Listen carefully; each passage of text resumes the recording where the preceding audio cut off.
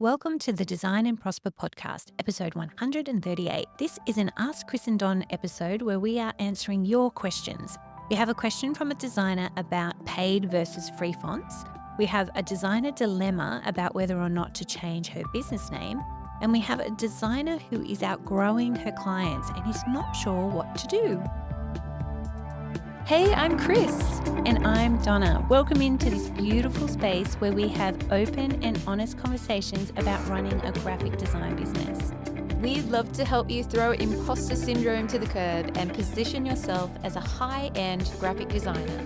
Yes, and each week we'll share empowering advice, practical tips, and strategies to help you thrive in business.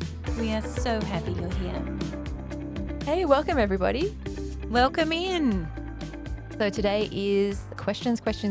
So actually we have 3 questions that we're going to try and answer today. Just designer dilemma. So make sure that you send us yours. We would love to get your questions. So just head to designandprosper.co/podcast and there's a form you can fill in. Or if you're feeling brave, you can record a little voice note for us, which we absolutely love. Please be brave and do that. We love it. You can actually listen back before you submit it. You don't have to send anything you're not happy with. Yeah, that's a good point. That should scare away any fears that we have because you get to really tailor the message and make sure you get it right. But please just imperfect action, do it, send it through. And if it's not your jam to record a voice message, then please just send it in. Like this first one, we'll dive in. You can just send us a DM too. Just ask your questions and then we'll feature it on a future podcast episode. All right. We just want to help as many designers as possible. And we know that by answering lots of different questions, it is relatable to loads of you out there. Definitely. Okay, so it's great. All right, we'll dive into the first one. This beautiful question was submitted fairly recently. It's been a while. We've had a bit of a hiatus with the podcast. So we're back now. We had a recent one and now we're back into it and we can't wait. So please get your questions in. Okay. How do you know when to invest in fonts versus using free fonts in client work? Is this factored into the total client budget or is it an extra cost for clients? If a client is on a tight budget, do you resort to using open source fonts? I'm sure we've all been in this position where we need to know this. We need to know what's going on. When we did a podcast episode on font management, way back when, that is one of our most visited blog posts ever. Yeah. So you're not alone with this question. People get confused about fonts. So that's where we want to direct you to as well as listening to what we've got to say here. But definitely check out that. We'll link it in the show notes. It's got lots of helpful info, including a list of our favorite places to get paid and free fonts. But to answer your question, we love to invest in a brand font for a client. Yeah. We really do. Always. It is part of our process. Yes. Well, we don't always do it for the logo. I just want to preface that by saying we use Adobe. They're not as good as they used to be. I just have to say that because some of the big font foundries, the very classic, amazing fonts were wiped from their library due to a licensing disagreement or they couldn't come to an agreement. Yeah. Anyway, some of our favorites were wiped and that was problematic, especially because some of our clients relied upon and used those fonts as well. Yeah. Anyway, so the reason why we don't always purchase a font for a logo is because some fonts are extremely expensive to purchase for a logo. If you're going to use it for the logo identity for the actual brand mark, icon, etc., sometimes it's in excess of $3,000, sometimes more to license it for that purpose.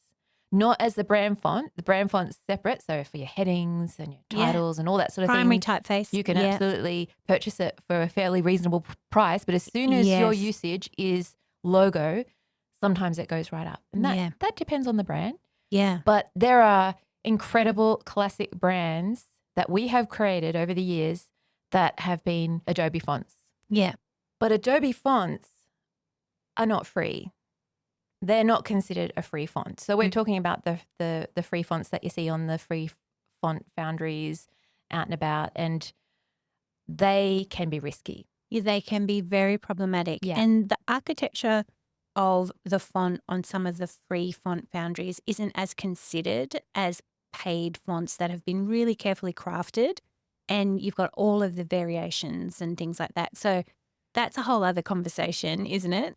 But I think the thing that we want to bring home is that know your licensing. If you wanted to purchase a font and you wanted to use it for a logo, really understand that the transformation factor for using a font for a logo is huge. And that's why font foundries will want to cash in on that. So just be mindful of that. Wherever possible, we love it. We love purchasing a font for a logo. I personally do. I love it if it's affordable. Some clients just can't afford it. That's okay.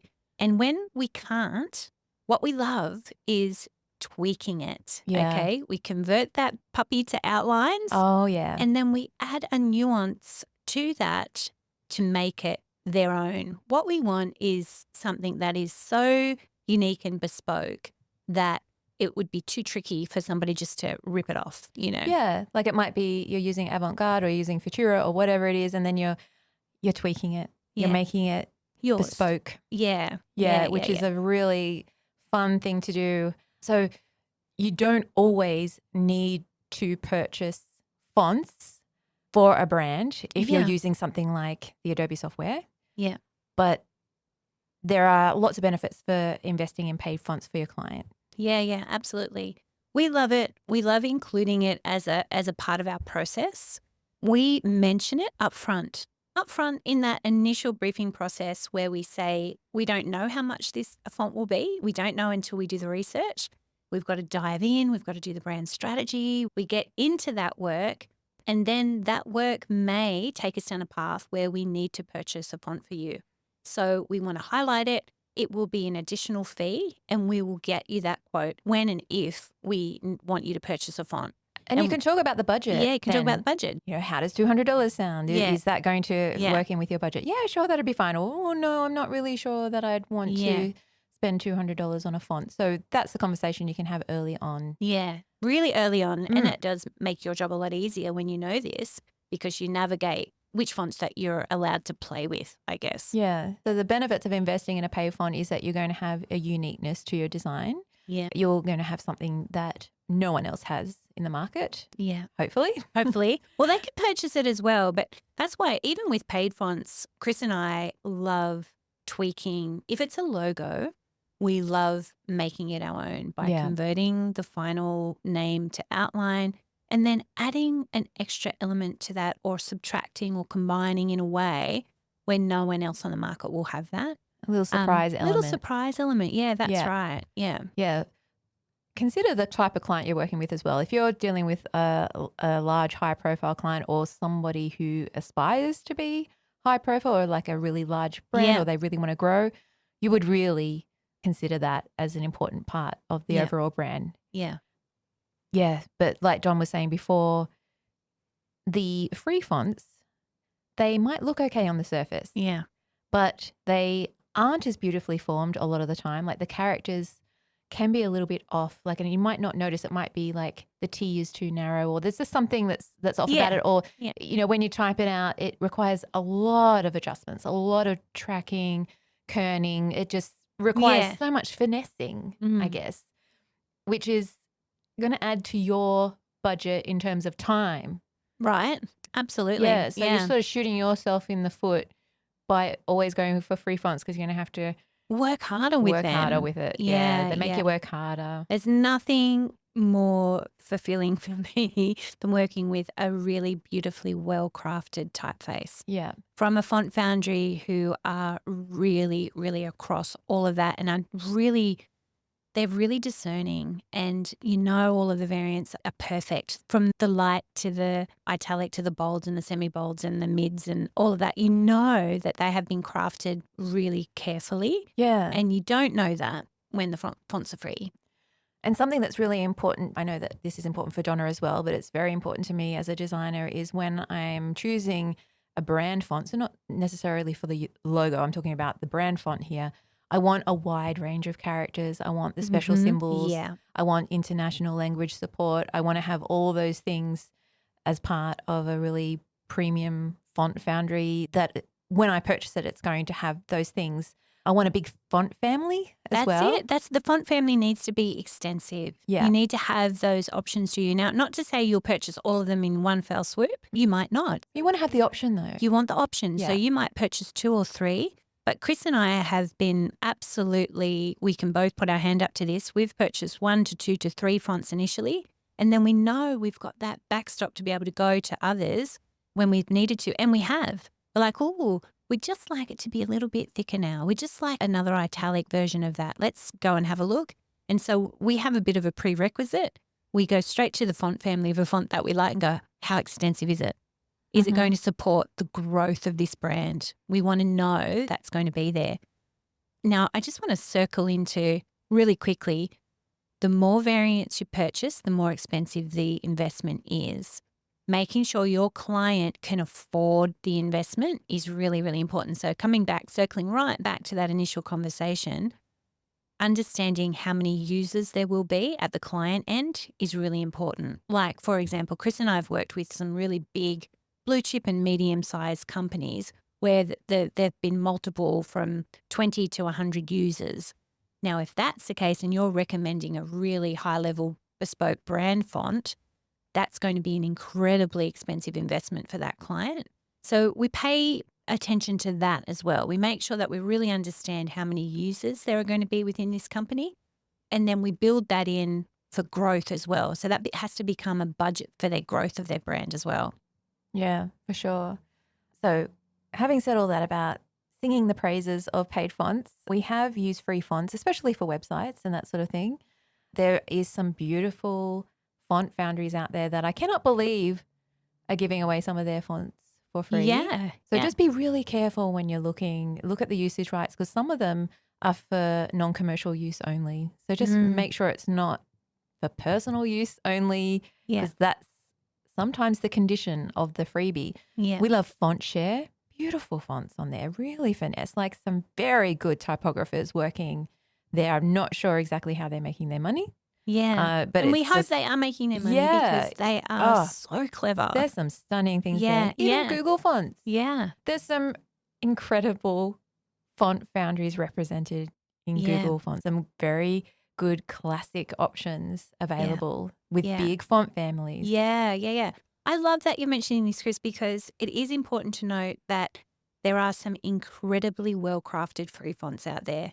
So when we were saying before how be careful of the architecture, that's just your due diligence. You need to check. We're not saying that all free fonts are not going to have awesome architecture and structure and lots of variants. But what we are saying is you need to do the homework. You need to double check that. You need to make sure that it's not clunky. You need to make sure that the spacing is right and that it is a really well-balanced font. Yeah. And what we're saying is font foundries will usually have done that homework for you. Yeah. And that's what you're negating there. But anyway, I just wanted to come back to that to say, because now I want to sing the praises of some of the free fonts that are out there. They're exquisite. Yeah. They're really beautifully crafted. And you can get away with the free font with clients who have a really tight budget and have something beautiful and discerning. Yeah, but not all free fonts are created equally. Yes. Yeah, so make sure you do your research. Some of them are so dodgy. Yes. So dodgy. Some of them won't even allow you to convert them to outlines. And or there'll be a glitch when you're sending a file to the printer or whatever. It's, like when you try and convert it to a PDF, it'll just completely glitch out. Like, do your homework. Yeah. Do your homework. Yeah. We've had that happen. I had that happen so many times with students. Yes. Yeah. Yeah. And it was just like, your PDF. Yeah. There's a crazy free font that does not want to behave. And we really highly recommend it to do that a little bit of testing before you actually fall in love with a font as well. Just do that little bit of testing. Make sure that it is functioning in the way that you need it to function. So that then, 10 minutes of testing can save you hours of angst. Yeah. Or weeks of angst if you've got to reverse engineer a project. Yeah. So just to wrap up that question, no matter what, check the license, double check the license, make sure you can use it commercially. Some of the paid fonts have free trial versions that you can download, and there'll be some characters missing, or there'll be like an exclamation mark or an exclamation point will be a little bit odd, and you can see the difference, but it can be wonderful for just playing and exploring typography if you're in that research phase. So absolutely do that. And you can present that to your client as well before they purchase. Exactly. Exactly. So that's really important. Yeah. And then even consider about building your own library of beautiful, high quality paid fonts that can be used across multiple projects, because that's going to happen anyway. As you build your studio, you're going to get a really big library. And if you're doing all the design for your client, if you're not handing over anything, you can be the sole custodian of the font because you're always creating it. Yeah. That's it. And the client won't need it because all of the print material will go off as outlined pieces, and they won't need to invest in further variations of the font. So they only need the fonts or licenses, I should say. Yeah, they only need the fonts if they're actually using them. And when we present brand manuals or prepare brand manuals for clients, we'll have a link to download to purchase the fonts often as well. It's not just a link to the font. It's like, you have to purchase this if you want to use it. You just can't have my copy. Yeah, that's right. That's right. Absolutely. Now, on that, your client, if you research a font for a client, your client absolutely will pay for that font because you're working with that font for that client. Now, that with integrity, then that font is your client's font. Yeah. I've had fonts that I've purchased for particular clients that are never to be used for other clients. Yes, because it's bespoke to them. Bespoke to them. Yeah. So even though you have ownership of it and you are the custodian of it, it is specifically for that client. And so that's how we can quite confidently and with integrity charge the client for that font. Yes, absolutely. So hopefully that answers your question. As I mentioned earlier, do check out that other podcast episode. We'll link it in the show notes, all about fonts. We go right into detail about font licensing and all the details with that. Perfect. Yes. Dive onto that. Hey, beautiful designer. We'll get back to the show in just a moment, but we wanted to take 15 seconds to tell you about a free pricing guide we've created just for graphic designers. This will show you how to price your work for a variety of projects, and we've included the framework for taking your business to 6 figures and beyond, all while working 30 hours per week. Sounds good, doesn't it? We don't want you to miss this. Visit designandprosper.co/free pricing guide. All right, friend, back to the episode. Okay, so on to question 2. We have a question from a designer whose name is Sheridan. Hi, hey, Sheridan. Okay, she says, "Hi, ladies. I'm looking for some guidance, experience, and pros and cons on rebranding. Some backstory. My business name was selected when I was only a photographer. Now my business has developed over 3 years and I'm moving further away from photography, mostly by choice. I've had a baby, and prior to that, congratulations, by the way. And prior to that, even though event photography makes me a pile of money, I don't like it. I was away from home most weekends and it just wasn't lighting my fire. As time went on, my graphic design and web design became my primary skills and passion. I feel my business name and brand no longer aligns. I find myself playing with elements way too often, trying to manipulate it in a way that relates to how I'm feeling about my business now. I'm concerned about the confusion in changing names, especially as I feel like the last 6 months I've really started to stand out in my niche. But I also know that not changing things may be just as bad. Do I jump now? Do I tolerate it? I'm leaning towards rebranding now is better than waiting. Anyway, as you can see, I am very much torn with this. I just want to know your thoughts. P.S. I'm mainly concerned about the SEO issues. Website is my core passion, so I've done lots of research here. Thanks so much, ladies." Okay. Thank you for the backstory, Sheridan. This is a question, believe it or not, we get a lot. It's one of those things that happen as we grow and evolve as a designer, and our interests change, or we double down in an area that becomes a beautiful niche for us. So, our thoughts on this? Absolutely, it would be better to jump now to get your branding aligned perfectly to the work that you are doing now. It's really important that there's no confusion. A confused mind never buys. And if you're balking at it, or constantly balking at wanting to change it, then that tells us that it's confusing. And if it's confusing to you, it'll be confusing to your clients. Yeah, it's hard to know how to advise you here, Sheridan, because we don't know what your business name is. And there might be a little tweak, like you might have, Starlight Photography, for example. I don't know where Starlight came from. It just popped in into my head. Yeah. And then if it's Starlight Design and Branding or Starlight Design and Web Development or whatever it is, Starlight Design Studio, for example, is that just a little tweak that could happen where you could keep things sort of humming along and it might make sense? Because sometimes we are too close to it. Sometimes we just are questioning everything about our business. And then somebody else will come in and go, actually, it's fine. Yeah. It's actually not as confusing as you think it is. Yeah. I am concerned about the SEO factor as well. If you've been blogging and been doing lots of things under that, I'm assuming if you change the name of the business, your URL is going to change, which would understandably impact all the work that you've been doing on SEO to date. But not impossible to navigate in a different direction, especially when reading your question. Things that jumped out to me were how way too often you're manipulating it, that you are tolerating it. Do I tolerate it? That's very telling. You're leaning towards rebranding. For me, you have answered your own question in the way that you've framed the question.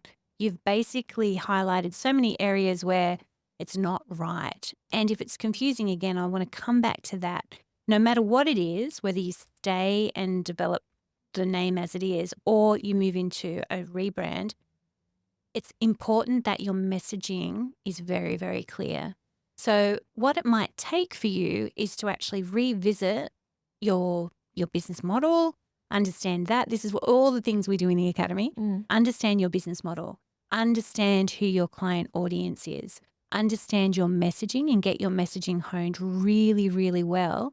Now, these will be pre-qualifiers to tell you, hey, look, I'm actually on track. My name is right. I just need to do, like Kris suggested, it could be potentially just a little add-on, a little tweak. But it also may highlight, wow, look, it's so confusing. I definitely need to rebrand. So you might have to do a little bit of groundwork in order to unearth the answer here yourself. But don't underestimate the power in the fact that you, lovely Sheridan, I believe have answered the question in the way that you frame the question. It's all there. There's too many negatives. You're tolerating it. You're spending way too much time trying to manipulate it. It sounds like it needs to change because you're not feeling it's clear. Yeah, and a rebrand can be so exciting too. It might be just the energy that you need to inject into the business right now. Rebranding can be so exciting. I don't know if you've all seen the rebrand of the drinks company that happened recently. It was like a non-alcoholic drinks mixer brand, which I can't even remember what it was called before, but it's now turned into Smashed. And they had the most extensive, drawn-out rebranding that had a huge plot twist at the end. So basically it was a bit of a ruse actually. Like it was pretending that there was this PR girl who worked there or a marketing girl who worked within the company who was trying to convince her boss, the CEO, that they would get more views if they just smashed their cans. Right. And she would smash them every day in a different way. And it was like getting funny and she was having fake Zoom sessions with the director about it. I haven't seen this myself. Okay, I got to check it out. And then right at the very end, it was actually one of our beautiful academy members who brought it to our attention in the Facebook group.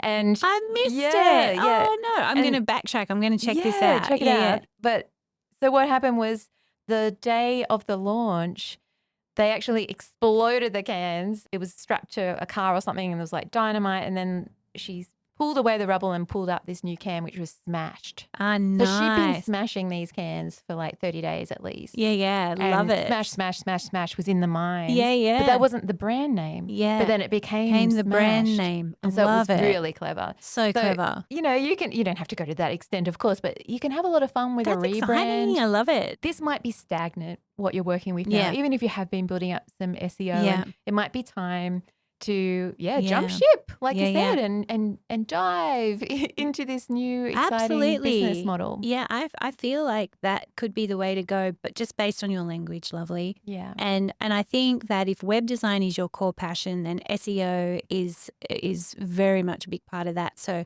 you'll be across it, you'll be on top of it, you'll have the right language targeting the right people, and you'll be able to really focus on the right SEO. So don't be afraid of that. Don't be afraid of the work that's been done and the work that has to be done now. If it is not in alignment, than it needs to be. A confused mind never buys, and that includes you. You're not going to buy in. By the sounds of it, you're not buying in to what's going on because it's not quite right. Yeah. So, do the work and do the foundational work to unearth the answer to this yourself or to validate this yourself. Yes. But you have our opinion, and we think that that's the way to go. All right, lovely. All right, last question for today. So this one is from an anonymous designer who says, I've been charging too low of pricing to a couple of clients who I've been working with for at least or over a year. In that time, I raised my prices all around for my business. Great. Yay. Want to congratulate you on that. But have yet to raise my prices for them. So it's like, I've got these old clients and I can't raise my prices with them. Mm-hmm. Their price was negotiated down to something they could afford and wasn't my full rate even at the time. So it's like lower than low. Lower than low, Yeah, right. okay. Now for the same service, I would likely charge double what these clients are paying. Little grimace face. We've got a little emoji in there. Am I doomed to either lose the client or continue to offer work at this unprofitable rate? Right. Okay. Yes. Now this is a really common one too. And so what happens is you grow and you're feeling like you're outgrowing some of your clients. Mm. Now you may not actually be outgrowing them. Does this client understand the value that they're getting? Do they understand that they've been on such a good deal for so long? Yeah. A conversation definitely needs to be had. Yeah. But also you need to ask yourself some questions. Do I love this client? Do I want to keep on working with them? Because if I'm spending my time working on this project at a very reduced rate, I'm essentially shutting the door to higher priced work with clients that I am potentially much better aligned with projects that I really love that I want to work on. Yeah. What you are saying yes to, you're saying no to something else. Yeah. So while you say yes to reduced work, exactly what Kris has just explained will happen. You're saying no to some really beautifully aligned work. The other thing is, no matter what, I implore you, beautiful designer, do not continue to offer the work at an unprofitable rate. That is not a good business decision. Don't do that. Instead, educate the client. And it might be that you need to send them a new welcome guide or a welcome letter, and whatever onboarding process you are using right now for your brand new clients who are paying double. Send that to the existing clients and say, hey, lots has been happening over here in my world. Here is a welcome guide that I'm sending out to my beautiful new clients. And as a special, highly regarded client, I want you to have this and I don't want you to miss out. There has been some changes. There has been perhaps some changes or some additions to your services, and there's some changes to my rates.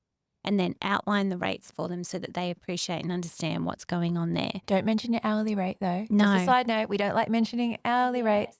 We're just talking about the project fee. So it's changed. And I'm not sure if you've been doing retainer or whatever it's been. Yeah. But the conversation needs to be had. They need to understand that this can no longer happen because it's not sustainable for your business and you can't continue to give them the same level of service. Absolutely. At that rate. And you know what? They know. Generally, they know. But you have to use the words, my rates have increased. So they know that the next project that they get, when you quote it, it will be more. They need to know that. So, and I'm going to circle back to what Kris said, don't mention the hourly rate and things like that. If these clients are actually on an hourly rate project, and they might be, you might not know that we don't like to share hourly rates with our clients.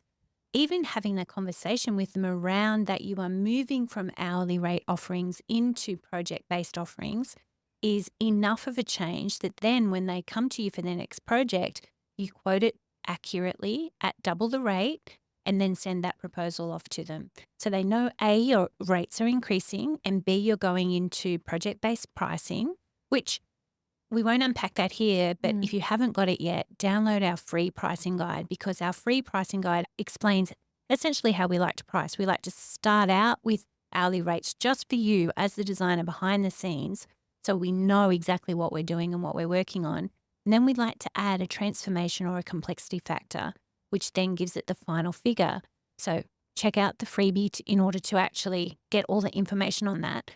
But that's how we like to price things, not hourly. So once you're doing that, then these clients will be like, okay, all right, this is the price for this project. And when you present the cost proposal, it's not just a figure that you're presenting to them. It's not just line item figure.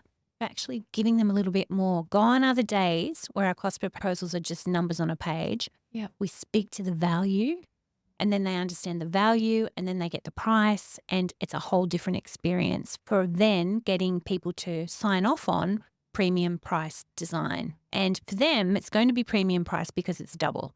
Yeah. And well, they've been getting a very good deal for over a year now, and hopefully they've received the benefit of that. And hopefully now their business has grown and they can actually afford more. Yeah. But I know that when I've been on a good deal with something like my mower guy, I know I'm on a good deal with that. I'm just waiting. I'm just waiting for the price hike, like it's got to happen. It's been too long. I know. So they know, like I said before. But I'm just wondering if you're concerned about budget. You could actually talk to them about what is their design investment for the year. Find out what they're prepared to invest. It could be a year, it could be a quarter, or it could be half yearly or whatever. Have the conversation and say, well, this is what I can deliver for that price. Yeah, absolutely. You can meet their budget without throwing yourself under the bus. And we've done a podcast episode before, which I'll pop it in the show notes, but it was about what to do when they say you're too expensive, or what to do when clients can't afford you. I think that was the title of it, what to do when clients can't afford you. It's a good one, so check that one out. Yeah, we go into detail about how to negotiate it, how to meet them where they're at. It doesn't mean you can't work with them. Yeah. But you probably need to do a little bit of a self-assessment and decide whether you are enjoying working with this business. And honestly, when you are working with a business that doesn't value you and the rates that you need to charge to have a living wage and to live, it's not even about being greedy, but it's about achieving your dreams. This is what the business model needs to be. Well, then if they don't appreciate that, then they're not a desirable client. No. And to go back to your question, am I doomed to either lose the client or continue unprofitable rates? Well, we're definitely not going to continue unprofitable rates. No. And you may lose the client. You may. So I think that the key to it is knowing that if you are getting clear on your messaging and clear on your value, then you're going to attract the right clients and that client will be replaced. But be prepared to lose the client. Absolutely be prepared for that. But we've given you lots of strategy today around maintaining that client, but meeting them where they're at and not throwing yourself under a bus, doing the type of work that you can do for them for the value that they are prepared to invest in. Yep. And that's it. You want a fair exchange. It's like, yes, I can help you, but I can help you with this much. Can't do the whole job for you. You're going to have to save up a little bit more money for me to do this part of it. But phase one I can do for you. So it's a conversation. So just open up the conversation, lovely, and good luck with it. Yep. Yeah. You need to be brave with that one. Be brave. You can do it because you're just going to get so resentful and disgruntled if you keep doing it at that unprofitable rate. That's not an option. It's not an option. Yeah. Because while ever you say yes to that unprofitable rate, like we said earlier, you're saying no to a client who can pay what you are worth. Yeah. It's taking up precious time in your week. Yeah. That is for sure. Yeah.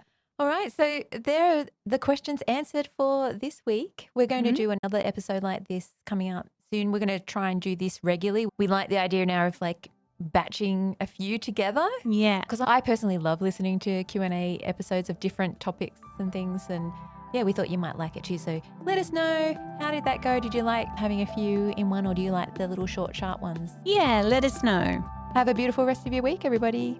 Bye for now. Bye.